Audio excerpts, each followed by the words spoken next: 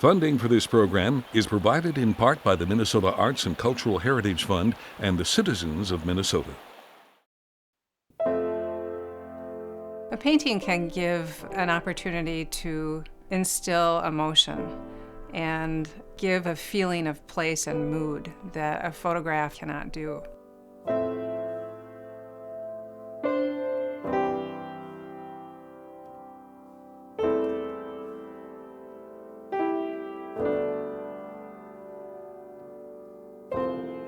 We have a connectedness between all of us, and that connectedness can be brought forth in a painting.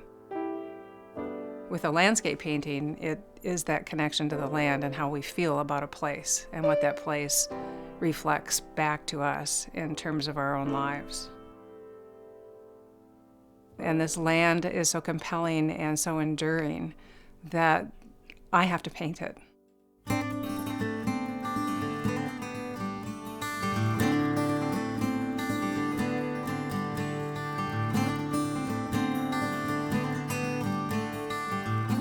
We have unique resources here, and these natural resources are very rare. Many areas here have been so altered that there aren't very many spots left that hold these special plant and animal communities. There will come a time where there will only be a few of these spots left. The more habitat we can protect, the better wildlife and fisheries and natural resources are going to be for our quality of life as a nation, as a people. Art has the ability of changing people's perspectives, opening their eyes in a way that they haven't seen the landscape before. That's why I turn my attention to the blufflands, to the Driftless Region, to help people see and understand this special area.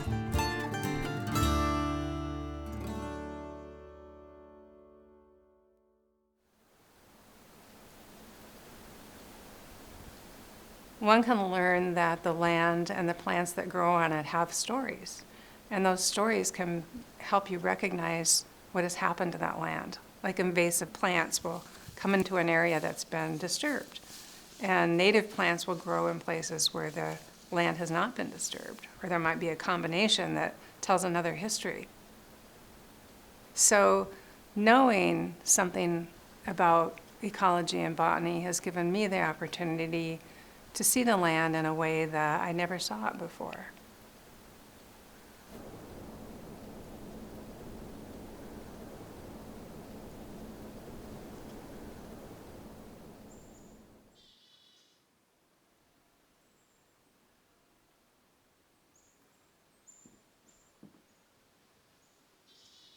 Well, I'm Sara Lubinski. I have had a great opportunity in my life to do a couple careers, one of them as an artist, which I do full-time now, and the other for over 25 years as a botanist with the federal government. And those two careers kept me in places I wanted to be. I want to be outside and enjoying nature, and both of those have helped me do that. As a botanist, I worked along the Mississippi River doing research on aquatic plants for about 10 years. And that opportunity gave me insight into how the river helps migratory waterfowl live and all life that needs the river environment. And later I went to work with a team of people that were mapping the vegetation communities in national parks. I've always been interested in plant geography, how plants transport themselves from place to place, what their range is, what their ecological habitats are. So I worked from the coast of Maine to northwest Montana and down south into Arkansas. For example, we worked in Glacier, which is over 1 million acres, so you can imagine how many field trips we had to make to that park to figure out what we were seeing on those aerial photos. Another favorite place besides Glacier that I worked was Acadia National Park on the coast of Maine. So I got a whole nother perspective. Travels to an island called Isle Ho, where I slept on the floor of a cabin and spent the days tromping in bogs and along rocky coasts. It was just really exciting. But it was during the times when I was traveling to these incredible places that I found working with other scientists, that my mind would be going off in this little direction that would talk to myself about how beautiful the sky was, or what color would I paint those mountains, or some other aspect that wasn't really related to the subject at hand.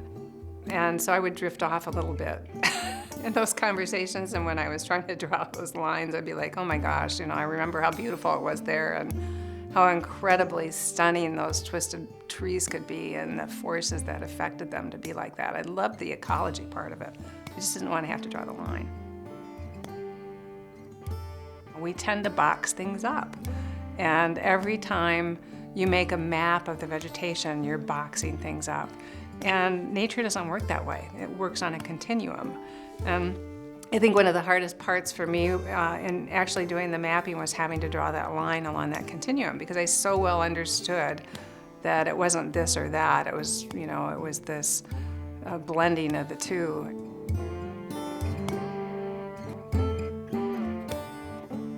And I realized, because of my art background and my rather deep dream of wanting to be a landscape painter, that dream was starting to resurface. And so I decided that I needed to start painting again if I were really going to be the painter that I wanted to be. And even at the late start I've gotten, I realized it's a lifetime pursuit unto itself. But I had to make the switch.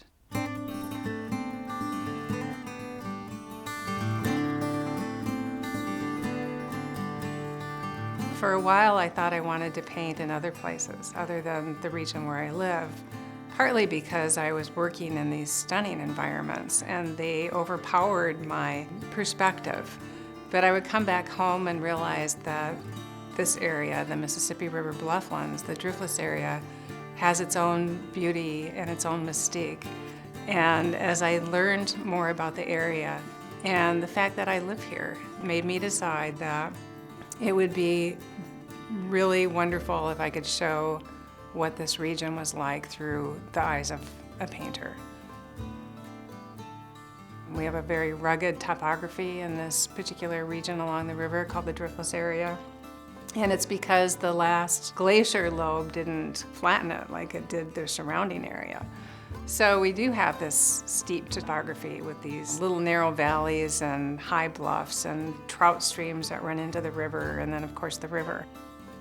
And it creates a very interesting environment in terms of habitat, and for a botanist it's a great place because there's things that grow here that don't grow anywhere else in the world. And so I decided that I needed to paint my home and explore and get to know the area a little bit more deeply. When I started to do this project, I had a focus, and that focus was to record and paint the natural communities that we have, and those natural communities as they relate to conserved landscapes. And so I started creating spreadsheets of the habitats that we have, trout streams and tributaries, or bluffland prairies and oak savannas, or Mississippi River vistas, or all the little ways I could focus on groups of paintings I could do. And then once I had those groups etched out on my spreadsheet, I started tracking where could I find those places. The Driftless Region is an area of more than 24,000 square miles, covering portions of Minnesota, Wisconsin, Iowa, and Illinois. That's a lot of area to explore. I decided to reach out to the people who knew it best, the landowners within the Driftless Region. How many acres do you have? There's 184 acres. 184, so it starts up at the road and goes back this way? Yeah, it's I hadn't met Ken until this project. He's a very energetic guy that has just this incredible passion for the land. He invited us to come in and sit down around his kitchen table and talk about the property. I grew up on the Upper Miss, hunting and fishing, and took it for granted. I mean, from my perspective, it was public land, and I took it for granted for 50 years, and never realized how fortunate we were to have all of this public land. For duck hunting, mostly? For duck hunting and fishing and water skiing and all, and the fact that all of this... Ken is referring to the Upper Mississippi River National Wildlife and Fish Refuge, which includes the Driftless Region and stretches 261 miles to the south. The refuge was established in 1924 to preserve the wild habitat of the river. And knowing that story and learning that story and beginning to appreciate how fortunate we are to have that, I started looking at my own property and in ways that said, hey, maybe I should be doing some preservation things myself. And then it was like an epiphany. I don't have to farm this. There's no law that says I do. So we sold the cattle, and then I put some of it in CRP, a good portion of it in CRP, and planted trees. I thought that would be a good way to go. And it was on farmland that I knew I wouldn't probably ever want to farm again. There was I couldn't find a downside. The only thing that... Ken reminded me of a saying that I'd heard many years ago, and it's one that I think runs through every landowner. But Ken said, we are not the owners of the land, we borrow it from our children.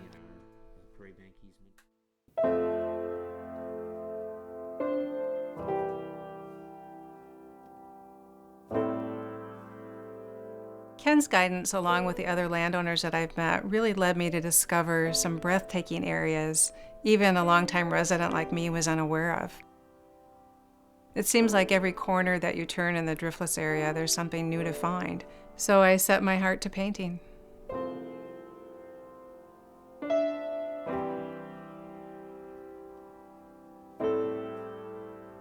I found a mentor advocating a way of working that really dates back to the 19th century, and people who were influenced by Thoreau and Emerson and were very thoughtful and contemplative about what they painted.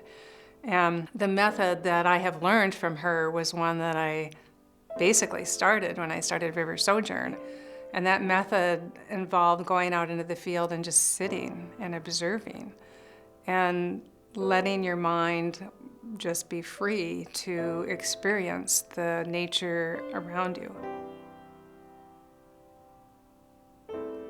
And after sitting in a place for a while, I would take out my sketchbook and start drawing. And what I learned was that sitting still for a while created an opportunity to see things a little bit differently than had I just gone there right away and set up to paint or to draw. And that stillness, that patience that comes from doing that has been an opportunity to learn things and to know things and to see things much more deeply than I had ever before. And this was a little bit of a surprise to me because I thought I was a pretty good naturalist. But what I started picking up on was the whole forest started realizing that there was something here. And these little birds started coming around me and making their little alarm calls. And after a while, everybody just kind of settled down, and it's almost like they accepted me being there. It made me feel like I had seen something special, that I would not have been able to share this experience with these critters had I been walking or talking or with other people or even moving around too much. And it made me feel connected in a way that I had not felt connected, truly connected before.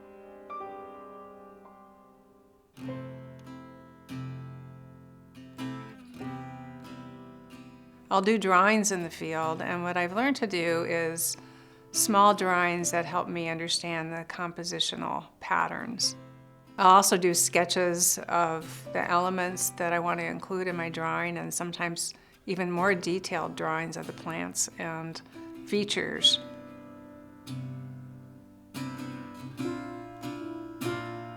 When I come back from the field with my sketchbooks, I often do a small study, and the small study gives me an opportunity to work out things like color harmony, the mood that I want. Sometimes I change the time of day, and I can make those decisions with that study, and from the study I'll often paint a bigger painting.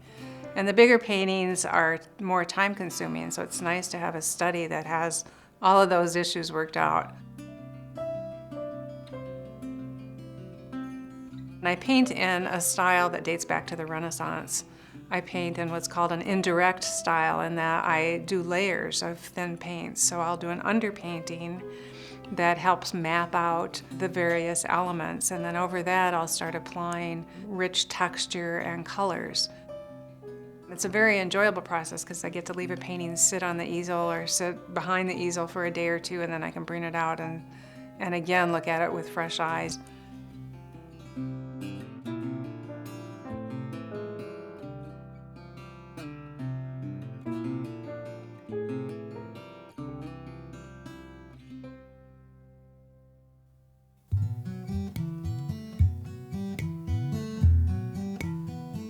So I think the botany and ecology part gets me to the habitats I want to go to and helps me recognize the level of natural communities or disturbance and helps me choose where I want to paint. But once I'm there, the art part tends to take over. I start looking at patterns and colors and shapes. I tend to want to paint the integrity of a place and include the tree species that actually grow there. And if I'm doing a foreground with plant species in the foreground, even if I'm just indicating the layer of plants that are there, I want them to be representative of what is actually there. So there's an integrity in my painting that comes from my knowledge of botany and ecology.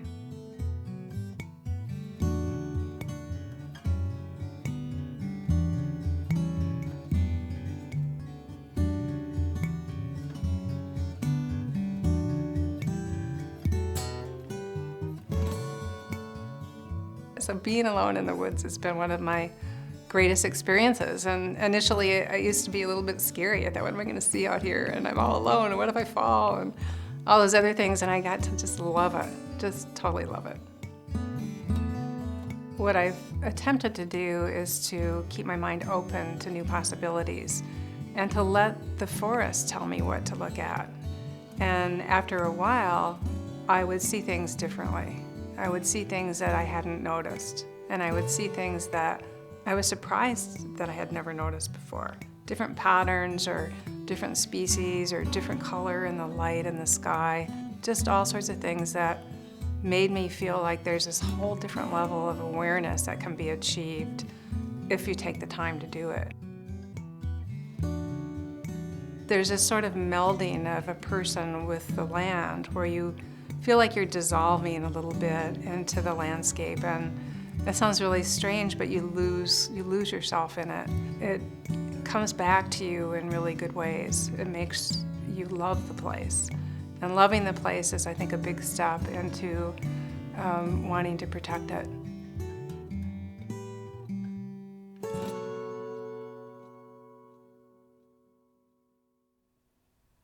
Something that I've seen with all the landowners is their perspective of looking beyond their immediate life and what they want the land to be in the future for their children or for anybody else that might live there. And there's been this, running theme through every landowner that I've met about one needs to be a caretaker of the land and not a taker. George Howe lives on a bluff above the Mississippi River, and his family has had that property for several generations. We talked about his perspective on conservation. We talked about his goals for the land in the future. One of the things we see is that the land really affects people. It's enchanting. I've fallen in love with this land and all the beauty of nature here.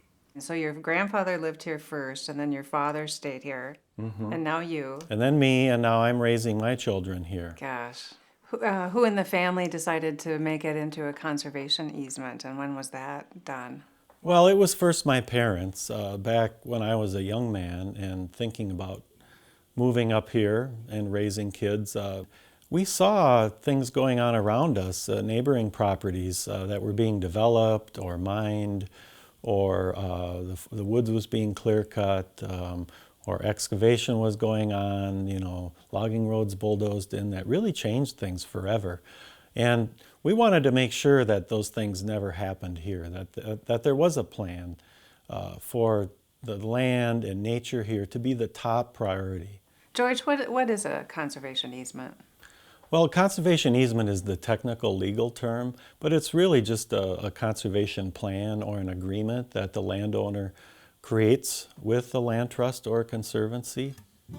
It includes some basic restrictions that will stay with the deed of the land forever, no matter who owns the land. They may not want the land to ever be subdivided and developed. They may not want the forest to be clear cut or natural waterways to be altered. We love the land and the resources here and nature. And when you've been given so much by land and nature, it's just natural to want to give back. And that was probably the most significant thing that we could do as a family, is make a commitment and protect the land forever.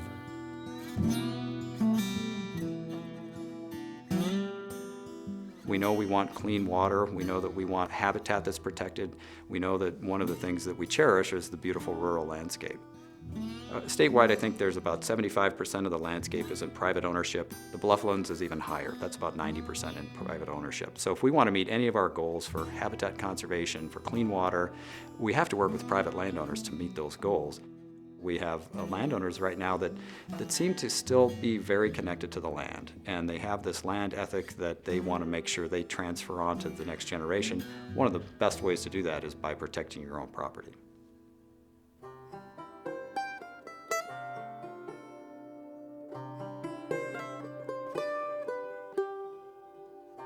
I went to Red Wing because I found out that Henry David Thoreau actually journeyed up the Mississippi River. It was his very last journey of his life. He traveled from Concord, Massachusetts to Minnesota for his health. The doctor sent him to Minnesota for the dry, clean air. He had TB and he died the following year.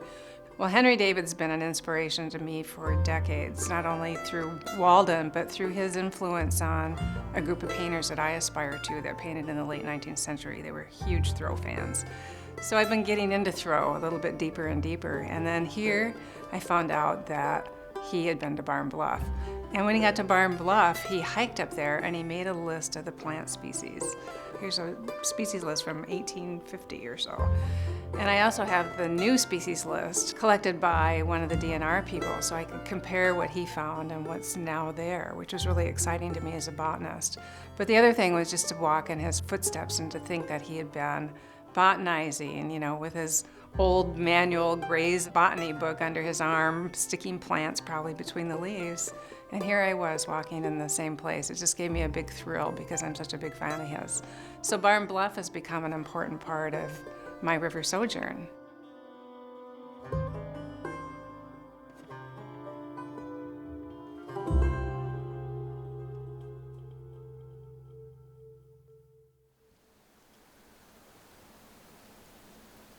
This land is a wonderful place. It's been occupied by humans for at least 13,000 years. We have archaeological sites here that are particularly predominant at 5,000 years ago, 3,000 years ago, and 1,000 years ago. There seems to be periods of time when people are more numerous than others. Jim Thieler is a retired university professor. He's an archaeologist, and his land has a beautiful oak savanna that was overgrown and that he and his partner Suzanne have restored back to being what it should be. He's a scientist through and through and one of the most knowledgeable and interesting people. So working on his land gave me new perspectives, new knowledge, and I would go home just enthralled with what I had learned for the day.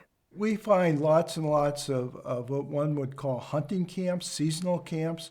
Rock shelters in particular have signatures for winter occupations. We sometimes find raw materials that are very distinct, and we find pieces of that, and somebody sat there and made a tool, and you might find that tool, and you might find the flakes or chips from making that tool, and you just wish you could go back and see it for a day. They sat right there and looked over the same vista that you looked at, and they camped there, and they looked at the same stars you can see at night.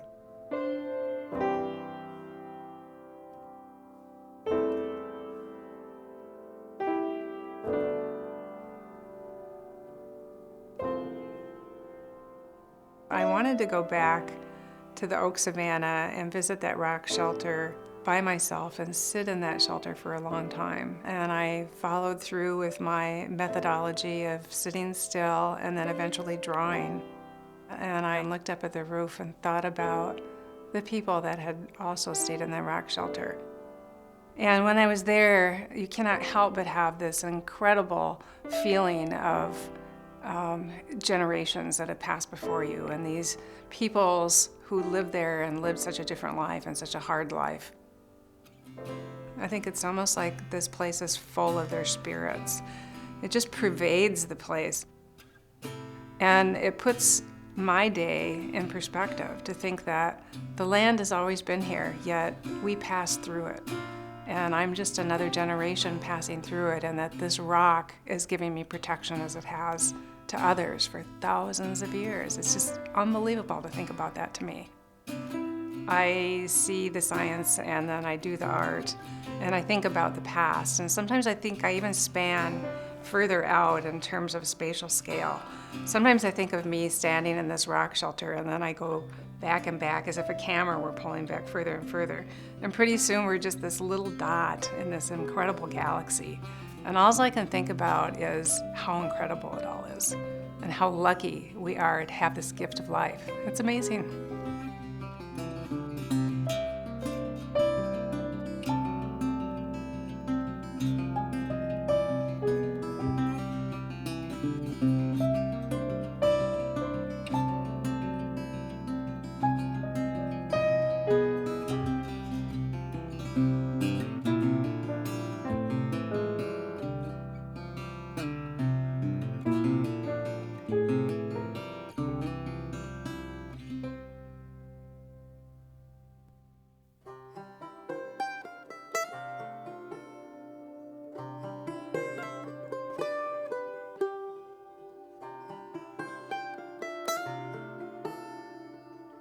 I have focused the last year and a half entirely on River Sojourn. And it's a choice that I was fortunate to be able to make, and one that has brought me incredible adventures in the field and new things to paint and to learn to love and to explore.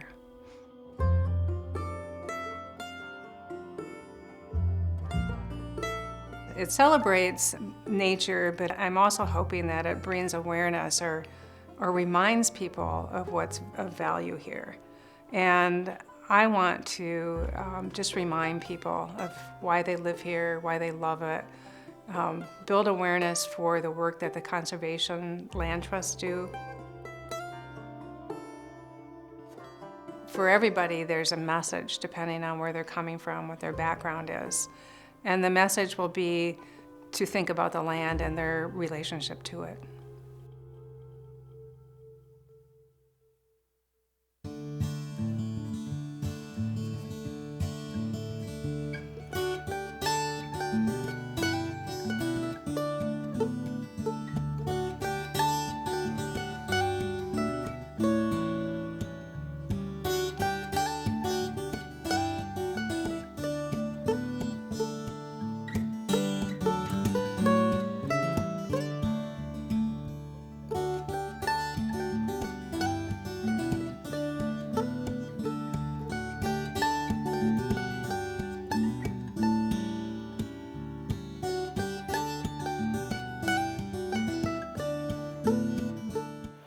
Funding for this program is provided in part by the Minnesota Arts and Cultural Heritage Fund and the citizens of Minnesota.